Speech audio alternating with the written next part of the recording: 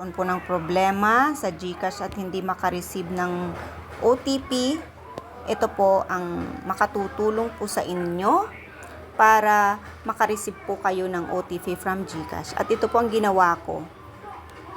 Dahil twice na pong nangyari sa akin na hindi po ako makareceive ng OTP.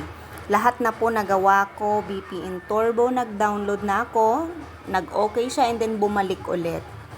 So, ito na po talaga yung pinaka-effective na gagawin ninyo.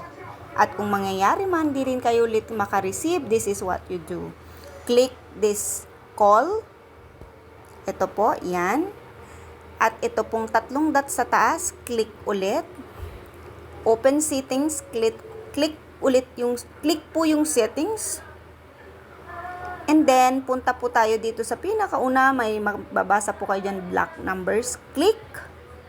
Then, dito po, add phone number. May makikita po kayong lalabas dito na mga number dito na no block numbers. And recent and contact. May makikita po kayo dyan. Tapos, may makikita kayong red na guhit sa tapat niya.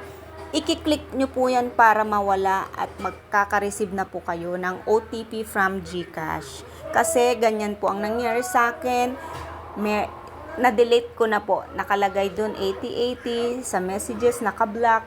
And then yung aking Maya and GCash included. So ang ginawa ko, tinanggal ko yun, kinlik ko yung red guhit. Then bumalik na po sa dati.